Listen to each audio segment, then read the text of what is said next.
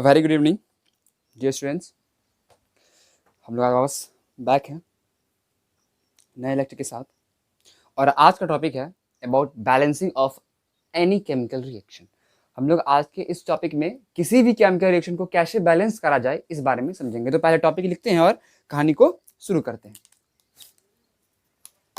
देखिए, सबसे पहले तो आपको केमिकल इक्वेशन के बारे में आइडिया होना चाहिए। नहीं आइडिया, लेक्चर 3 जाके देखिए, फिर आके ये लेक्चर देखिएगा। अब आपको अगर आइडिया है about chemical reactions, now you can start. You must have some basic idea about word equation, skeletal equation, balance equation और अनबैलेंस इक्वेशन।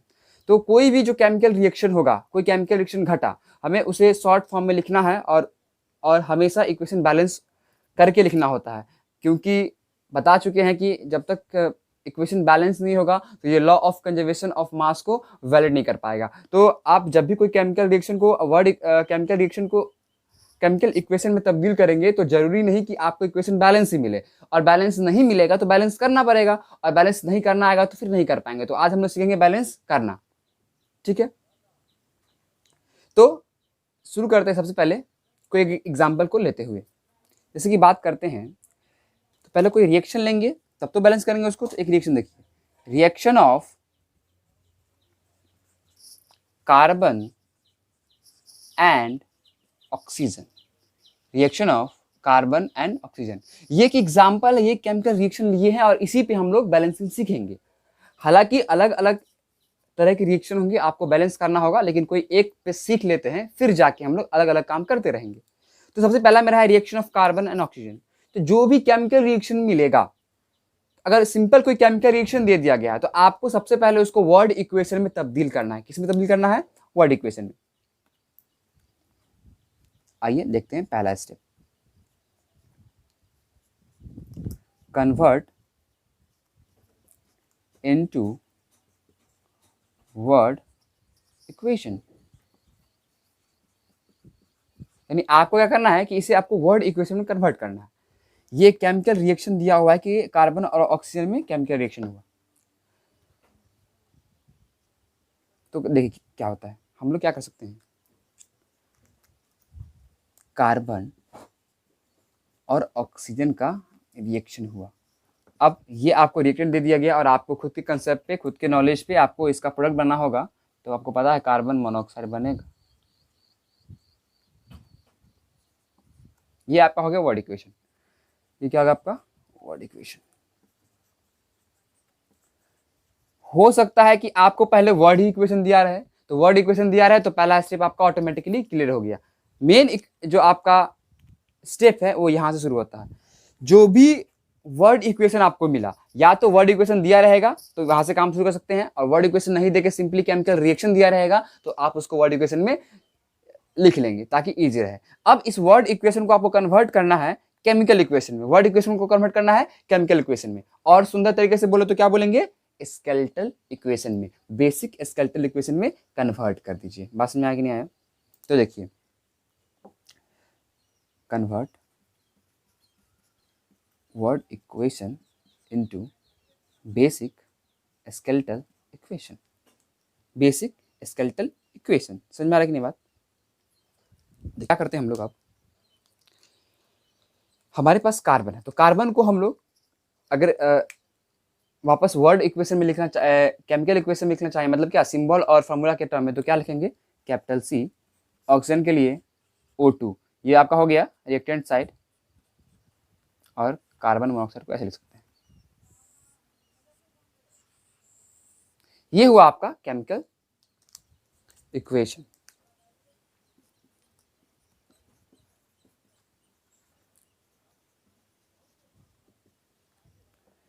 तीसरा काम क्या करना है आपको कि चेक करना है whether the chemical reaction is balance और नॉट, क्योंकि अगर बैलेंस होगा तो मुझे बैलेंस नहीं करनी है, फिर कुछ और काम करेंगे जो कि अभी नहीं आगे पढ़ेंगे। अभी हम लोग बैलेंसिंग सीख रहे हैं, तो अभी हमको पहले चेक करना है इस जगह पे आके कि whether my chemical reaction is balanced और नॉट। और इसको चेक करने का सबसे आसान तरीका है कि आप जो रिएक्टेंट लिए हैं, जो प्रोडक्ट लिए हैं, उसको एक रिएक्टेंट को आप कह दीजिए LHS और प्रोडक्ट को कह दीजिए RH। एक लाइन दे दीजिए। एलएचएस में कुछ एटम्स होंगे और जो एटम्स एलएचएस में होंगे वही एटम आपके आरएचएस में भी होंगे। कहने का क्या मतलब हुआ कि आपके एलएचएस में एक कार्बन एटम है तो कार्बन लिख दीजिए 1 नंबर डाल के। दूसरा में कौन है, ऑक्सीजन एटम है। अगर तीसरा कोई होता मैग्नीशियम तो आप मैग्नीशियम भी लिखते, लेकिन मैग्नीशियम यहाँ पे है नहीं तो इट्स ओके। ठीक उसी प्रकार यहाँ भी कीजिए सी ओ। आप क्या करना है आपको कि मैंने रिएक्टेंट को कर दिया एलएचएस और प्रोडक्ट कर दिया आरएचएस। हमको बैलेंसिंग चेक करना है कि भाई दोनों साइड सेम मास है कि नहीं। सेम मास कहने का मतलब सेम एटम है कि नहीं। तो सेम एटम देखने के लिए अब क्या करेंगे, हम एक चार्ट बना लेते हैं, एटम की संख्या लिख लेते हैं, अगर सेम आया तो ठीक, नहीं तो देखेंगे फिर। तो कार्बन एलएचएस में 1 है, 1। ऑक्सीजन कितना है, 2 है। ऑक्सीजन एटम, हम लोग हमेशा एटम के साथ काम करेंगे है ना, कि कितना एटम है, और उसके अगर सेम एटम होगा यानी सेम मास होगा, यानी कि कहीं ना कहीं बैलेंस आपका law of conservation of mass valid है, तो इसलिए हम लोग हमेशा एटम के साथ बात करेंगे। तो ऑक्सीजन एटम कितना है, 2। इधर 1 कार्बन और 1 ऑक्सीजन। Very nice. यानी ये आपका एक नया फिगर आपके पास है।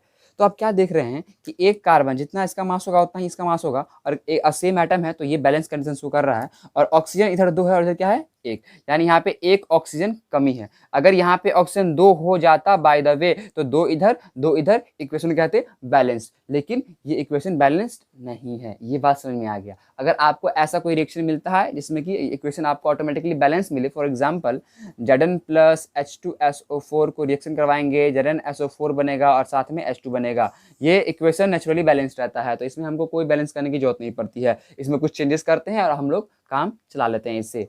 तो अब हम क्या पाएं कि ये जो केमिकल रिएक्शन है वो बैलेंस्ड नहीं है, हमें इसे बैलेंस्ड करना होगा। तो देखते हैं अब बैलेंस कैसे होगा।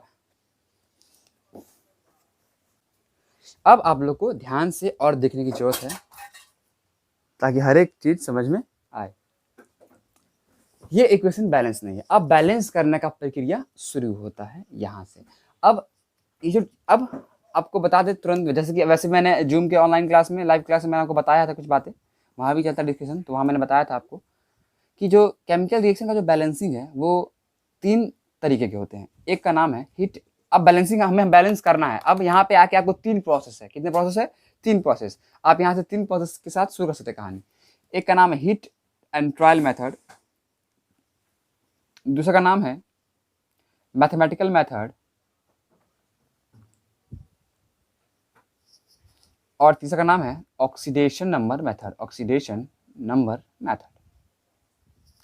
हालांकि हम लोग इसमें बस 2 ही पढ़ेंगे अभी फिलहाल, क्योंकि 2 से 3 नंबर का बैलेंसिंग पूछेगा एग्जाम्स में मैक्सिमम, और उसके लिए हम लोग 4 दिन वेस्ट कर ले, ये कहीं से उचित नहीं है। तो इस कारण से हम क्या बोल रहे हैं कि हम लोग यही 2 पढ़ेंगे। और अभी जो हम लोग पढ़ने वाले हीट एंड ट्रायल मेथड पढ़ने वाले हैं, मैथमेटिकल मेथड जो है ये हम लोग नेक्स्ट लेक्चर में देखेंगे, या हम लोग किसी एक नए वीडियो बना के दूंगा, shortcut trick to balance any chemical equation, उस वीडियो में आपको मिल जाएगा। हम लोग को मेन जो एनसीईआरटी पॉइंट ऑफ व्यू से या बोर्ड बेसिस जो पढ़ना है जो टॉपिक, वो हीट एंड ट्रायल मेथड, और हम लोग वही मेथड को आगे बढ़ाएंगे। नाम से क्लियर हो रहा है कि तुक्केबाजी करके करना है, ठीक है, लेकिन एक्चुअली तुक्काबाजी करना नहीं होता है, इसमें कुछ और कंसेप्ट भी लगानी पड़ती है। तो कुछ ट्रिक्स भी है, कुछ कंसेप्ट भी है, तो हर बात को आप लोग देखेंगे। चलिए हम लोग बैलेंस करने की कोशिश करते हैं। ये एक सिंपल इक्वेशन है, हम लोग बहुत सारी इक्वेशन लेंगे और बहुत सारे में हम लोग अलग अलग तरीके से बैलेंस करके कंसेप्ट बिल्डअप करने की कोशिश करेंगे। हम जो ये एलएचएस आरएचएस किए हैं, ये बात आप अपने मन में भी कर सकते हैं, लेकिन क्योंकि अभी हम लोग सीख रहे हैं तो इस कारण से हमें चार्ट बना के ताकि अच्छे से समझ में आ जाए। जब आप लोग सीख जाएंगे और अच्छे तरीके से, तो एलएचएस आरएचएस का झंझट छोड़ के आप लोग मन में सोच के, मन में खट से कैलकुलेट कर सकते हैं कि बैलेंस है या नहीं। तो फिलहाल इक्वेशन बैलेंस नहीं है, और बैलेंस तब होगा जब यहाँ पे क्या कर रहे हैं हम लोग 2 से मल्टीप्लाई कर देंगे। ये एक बात है, यानी हम लोग ओ को अगर 2 बना दे, क्योंकि 2 यहाँ ओ है, यहाँ एक है, अगर इसको 2 बना दे तो कहीं ना कहीं मेरा इक्वेशन क्या हो जाएगा, बैलेंस। तो क्या मैं 2 बनाया था, चलिए यहाँ पे 2 लिख देते हैं, 2 लिख दिए। अब कार्बन 1 और ये 2 हो गया, बैलेंस हो गया। तो ये पाप आप लोग कभी मत कीजिएगा, ये एकदम गलत है। आपको आप फिर से यहाँ पे एक नया पॉइंट हमेशा के लिए याद रख लीजिए। हम आप कुछ बॉक्सिंग कर रहे हैं, ये एक बॉक्स बना दिए, ये 2 बॉक्स बना दिए, और ये तीसरा बॉक्स बना दिया। आपको इस बॉक्स के अंदर कोई छेड़छाड़ नहीं करना है। कहने का मतलब क्या, एक टर्म होता है कोऑफिशिएंट, एक टर्म होता है कोऑफिशिएंट, और एक टर्म होता है सब स्क्रिप्ट। क्या होता है, सब स्क्रिप्ट। कोई नंबर x है तो इसके अगर बेस में कोई चीज़ लिखते हैं इसको बोलते हैं सब स्क्रिप्ट, और उसके अगर हम लोग साथ लिखते हैं मल्टीपल में, उसको बोलते हैं कोऑफिशिएंट। ये बात वैसे आपको कोऑफिशिएंट आपको वैसे पहले से ही पता होगा, सब स्क्रिप्ट जिसके बेस में लिखते हैं। यानी कि आपको जो काम करना है कोई भी जो एटम होगा उसके कोफिशिएंट के साथ उसके सब स्क्रिप्ट में छेड़छाड़ नहीं करेंगे। यानी कि हम जो यहाँ 2 लगाए थे ये बिल्कुल ही गलत है, नाइंसाफी होगा इस केमिकल रिएक्शन के साथ, क्योंकि हम केमिकल इक्वेशन बैलेंस करने की कोशिश करेंगे और केमिकल इक्वेशन का ढांचा ही चेंज करके रखेंगे। हम लोग समझते हैं कि क्यों हम लोग इस बॉक्स के अंदर कोई छेड़छाड़ नहीं करेंगे, जो छेड़छाड़ करेंगे इसके कोफिशिएंट में करेंगे, यहाँ पे या यहाँ पे। बात समझ आ रहा है कि नहीं आ रहा? तो हमेशा अब देखिए क्यों, देखिए हम क्या बोलते हैं O2 और O, अब इस O का सबस्क्रिप्ट 2 है, O2 हम इसे बोलते हैं ऑक्सीजन। अब क्या किए कि हम इस सब स्क्रिप्ट को बदल दिए 3, तो देखिए आपने ऑक्सीजन का नक्शा ही बदल दिया, अब ये ऑक्सीजन रहा ही नहीं, ये बन गया ओजोन। अब शायद आपको समझ में आ रहा होगा कि क्यों हमें इस बॉक्स के अंदर कोई छेड़छाड़ नहीं करना है, हमको जो भी छेड़छाड़ करना है वो कहीं ना कहीं आपको इसके कोफिशिएंट में करना है। तो ये बात हमेशा याद रहे, यानी हमको 2 ऑक्सीजन लाना है, ये बात सही है, लेकिन डायरेक्ट सबस्क्रिप्ट में डाल के नहीं। तो देखते हैं अब हम लोग क्या अलग उपाय अपना सकते हैं। तो हम लोग एक काम कर सकते हैं कि यहाँ मैं 2 कर दूं। अब जैसे मैं यहाँ 2 कर दिया तो क्या हुआ, आप देख रहे हैं कि ऑक्सीजन क्या हो गया 2। चलिए अब बैलेंस लग रहा है, हाँ बैलेंस तो अभी भी नहीं है, लेकिन हम एक गुड अप्रोच लिए हैं, एक सही अप्रोच, एक सही स्टेप हम लोग सही डायरेक्शन में ले लिए हैं, यानी कि हमने कहीं ना कहीं हम ऑक्सीजन को 2 कर दिए हैं। अच्छा अब बैलेंस क्यों नहीं है, हम तो बैलेंस करने के लिए 2 किए हैं ऑक्सीजन को, तो बैलेंस तो हो जाना चाहिए। तो आप गौर कीजिएगा कि जैसे ही आप ऑक्सीजन को 2 किए, कार्बन में क्या हो गया 2 हो गया। अगर 2 × x है मतलब 2 x है, यहाँ पे अगर y कर देंगे तो 2x और 2y, यानी कि अगर 2CO है मतलब ये हुआ कि 2C भी है और 2O भी है, तो अगर O 2 हुआ तो आपका C भी क्या हो गया 2 हो गया। यानी अब देखिए अब क्या हो रहा है कि कार्बन यहाँ ऑक्सीजन यहाँ 2 है, यहाँ भी 2 है, कार्बन यहाँ 2 है, यहाँ 1 है, यानी कार्बन अब अनबैलेंस हो गया है। तो क्या कीजिए, हीट एंड ट्रायल नाम ही है, फिर से यहाँ हिट किए 2, अब आपका इक्वेशन क्या हो गया बैलेंस्ड। तो फाइनली आप क्या लिखेंगे 2C + O2 makes 2CO, this is a balanced chemical equation.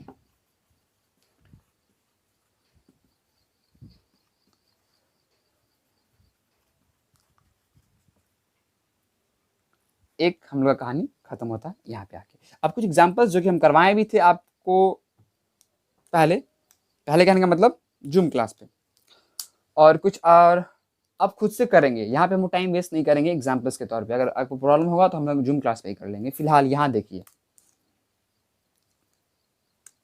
वापस आते हैं सबसे पॉपुलर केमिकल रिएक्शन जो एनसीईआरटी में था, हम लोग हमेशा यूज करते आए हैं। मैग्नीशियम को जब ऑक्सीजन में बर्न किया गया तो बना मैग्नीशियम ऑक्साइड। फाइन, ये आपका एक केमिकल इक्वेशन है, यानी कि ये एक आपका केमिकल रिएक्शन है जो कि वर्ड इक्वेशन में दिया हुआ है, कहा जाएगा बैलेंस दिस इक्वेशन।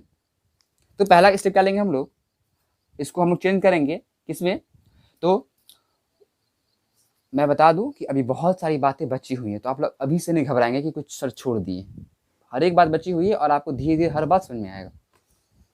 तो पहला काम हम लोग क्या करते हैं, इसको वर्ड स्केलेटल इक्वेशन में चेंज करते हैं। तो Mg + O2 Mg, ऑक्सीजन हमेशा गैस के फॉर्म में होगा, इसीलिए बात समझ आ रहा है कि नहीं आ रहा। O2 लिए हम लोग, आपने वर्ड इक्वेशन चेंज कर दिया।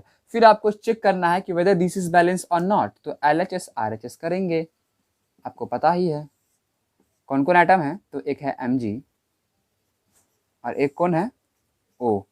चलिए Mg कितना है 1 है, O कितना है 2 है। LHS में RHS मतलब क्या प्रोडक्ट, Mg कितना है 1 है, O कितना है 1 है, यानी आपका O बैलेंस नहीं है। तो जहां बैलेंस नहीं वहां पे हिट मारिए 2, आपको यानी कहीं ऑक्सीजन को 2 करना तब जाके बैलेंस होगा ना, और ऑक्सीजन को 2 करने का मतलब क्या, यहाँ 2 लगाएंगे, ठीक है, इसके अंदर चीजा तो नहीं करना है हमको।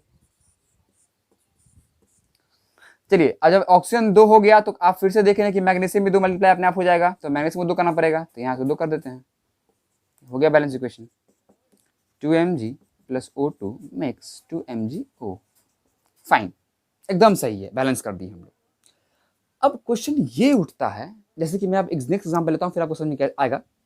देखिएगा, हम जो दो एग्जांपल लिए, एक C + O2 makes CO और एक Mg + O2 makes MgO, इस दोनों एग्जाम्पल में कहीं ना कहीं एक रिएक्टेंट जो थे वो कोई एक एटम या एक स्पीसीज अनबैलेंस था, और वहां से तो हम लोग वहां से शुरू करते हैं बैलेंस करना, और बैलेंस इजी में हो जाता है।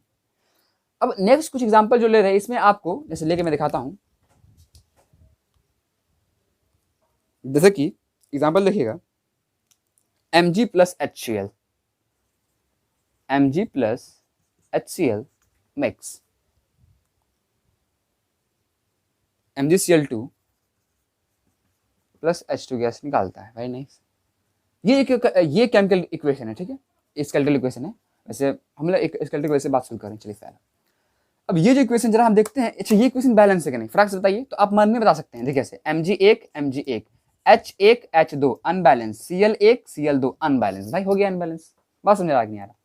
तो इस इक्वेशन में आपका दो स्पीसीज अनबैलेंस है, H भी अनबैलेंस है, Cl भी अनबैलेंस है। तो अब किसको पहला बैलेंस करेंगे, तो कुछ कंसेप्ट होना चाहिए ना हमारे पास इसके लिए। तो अब आपका आता है पहला इंपॉर्टेंट पॉइंट जो कि आप नोट कर सकते हैं, और यह पहला एक इंपॉर्टेंट ट्रिक। तो देखते हैं पहले तो हम लोग क्यों ना LHS RHS कर ले, ताकि आप लोग को भी कंफ्यूजन ना हो। LHS RHS, और इस इधर क्या रखेंगे हम लोग, कौन कौन आइटम्स है, यानी Mg है, एक H है और एक क्या है, Cl है, नहीं ना है। तो Mg कितना है, एक, H कितना है, एक, Cl कितना है, एक, LHS में RHS में Mg कितना है, एक, ये Cl कितना है, दो, H कितना है, दो, और Cl कितना है, दो। चलिए अब दो अनबैलेंस है, अब कहीं ना कहीं हमको इसको दो करना है, इसको दो करना है, तो पहले किसको दो करेंगे, या कौन सा स्टेप पहले हिट ले हम लोग, पहला ले, तो जाके हम सिस्टमेटिक वे में आगे बढ़ते चल जाए। तो अब तो थोड़ा खिचड़ी पकेगा ना भाई, पहले किसको बैलेंस करे, किसको लेके आगे बढ़े, कोई गलत स्टेप पहला ले लेंगे तो कहीं ना कहीं मतलब कि पूरा पूरा लेथार्जिक ना हो जाए। तो इस चीज को सॉल्व करने के लिए अब आते हैं, क्या आपको हमेशा याद रखना है, metal, non metal, oxygen, hydrogen. देखिए ये है सीरीज आपका, हमेशा ये हमेशा काम आएगा, हमेशा। Metal, non metal, oxygen, hydrogen, ये एक है कुछ मतलब कि सीरीज है एक। आप जब भी बैलेंस करने शुरू करें, जब भी, तो पहले मेटल को बैलेंस कीजिए, पहले हमेशा मेटल को बैलेंस कीजिए, फिर कीजिए नॉन मेटल को, फिर कीजिए मेटल को, फिर नॉन मेटल को। ये दोनों करते रहना है जब तक कि दोनों बैलेंस ना हो जाए। फिर जब ये दोनों हो जाए, फिर आते हैं ऑक्सीजन पे, हाइड्रोजन पे, फिर metal, non metal, oxygen, hydrogen. हमेशा इसी तरह से बैलेंस करना है। मेटल मतलब मैग्नीशियम हो गया, सोडियम हो गया, अल्युमिनियम हो गया, नॉन मेटल मतलब कार्बन हो गया, है ना, आपका क्लोरीन हो गया, these are non metal, oxygen, hydrogen. याद रहेगा ये बात आपको हमेशा। देखिए अब ये मन में रखिए, और ये मन में रखने के बाद ना आप जब भी शुरू करेंगे तो आपको इजी हो जाएगा बैलेंस। देखिए कैसे, एग्जाम्पल जैसे हम लोग ये बात करते हैं, तो अभी सबसे पहले इस रूल के अनुसार हमको हमेशा पहले एक मेटल को बैलेंस करना पड़ेगा। तो मेटल इसमें कौन है, Mg, जो कि पहले से बैलेंस है।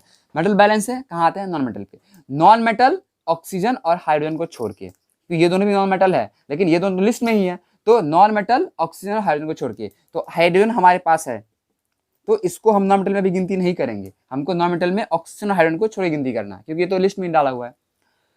तो अब जब मेटल बैलेंस हो गया, यानी मेटल मेरा बैलेंस है ना, ऑटोमेटिकली बैलेंस है, तो हम लोग अब नेक्स्ट स्टेप इस रिएक्शन में खोजेंगे नॉन मेटल को, और नॉन मेटल को बैलेंस करने की कोशिश करेंगे। तो नॉन मेटल कौन है भाई, क्लोरीन। तो आप क्लोरीन को बैलेंस कीजिए। अब एक नया स्टेप तो मिल गया ना, तो हमको क्लोरीन को करना है दो, तो क्लोरीन को दो करना है, तो जहां क्लोरीन है उसके बगल में दो लगा दीजिए, और याद रखिए कहाँ, एलएच में क्या करते हैं, यहाँ दो लगा देते हैं, और यहाँ छेड़छाड़ किए हैं आप क्लोरीन के साथ, तो H अपने आप छेड़छाड़ हो गया है, इस बात को ध्यान दीजिएगा। तो तुरंत इसको भी दो कर ही दीजिए, ताकि बाद में कंफ्यूजन ना हो। यानी अब आपका Cl 2 और H 2 हो गया भाई, ऑटोमेटिकली बैलेंस। अब कुछ करना ही नहीं है आपको। देखिए ये ट्रिक क्या फायदा आया ना, हमको अब ज्यादा टेंशन लेना ही नहीं पड़ा कहीं, डायरेक्टली मैंने अब नॉन मेटल को बैलेंस किया, हो गया। ये क्वेश्चन बैलेंस है। अब देख लीजिए, Mg 2 है आपका, Mg1 Mg1 H2 H2 Cl 2 Cl 2, fine, this is so easy. वही अगर कोई और दूसरा रिएक्शन, आप खुद आप प्रैक्टिस कीजिए, मैं विश्वास दिलाता हूं इस ट्रिक से आप बहुत सारे काम इजी वे में कर लेंगे। अच्छा आप कुछ और इंपॉर्टेंट बातें कर देते हैं। हमेशा आप पहला ट्रिक ये याद रखेंगे हमेशा।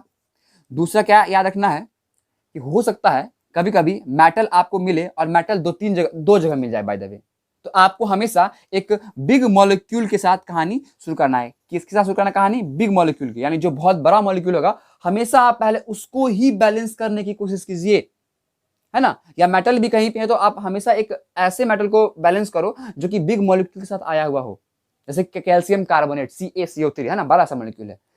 ये दूसरा बात। तीसरा क्या इंपॉर्टेंट बात आपको हमेशा याद रखना है कि आपके जितने भी एलिमेंट्री मॉलिक्यूल्स है, एलिमेंट्री मॉलिक्यूल्स कहने का मतलब जैसे O2, एक ही कंपाउंड, एक ही एलिमेंट के बहुत सारे एटम्स साथ में जब होंगे, जैसे O2 हो गया, H2 हो गया, इस सब को हमेशा लास्ट में बैलेंस करने की कोशिश कीजिए, हमेशा। Elementary always in end. बात समझ आया कि नहीं आया? अब ये 3 बात हमेशा हमेशा याद रखिएगा, ठीक है। अब आपका केमिकल रिएक्शंस एंड इक्वेशन का बैलेंसिंग पार्ट एक तरह से माने एंड होता है। एक पार्ट और है, नाम हम बताए हैं मैथमेटिकल मेथड, जो कि किसी भी रिएक्शन को तुरंत बैलेंस करने की क्षमता रखता है। तो हमेशा एज अ ट्रिक वीडियो की तरह आएगा और आपको मैं बताऊंगा। अब हम लोग थोड़ा सा देखते हैं केमिकल इक्वेशन के बारे में और कुछ बातें। मैंने केमिकल इक्वेशन को समझ लिया है। केमिकल इक्वेशन को समझने के बाद हमने कहीं ना कहीं केमिकल इक्वेशन बैलेंस कैसे होता है मैंने इसको जान लिया है। अब जानेंगे हम लोग कि केमिकल इक्वेशन में और क्या क्या इन्फॉर्मेशन होता है।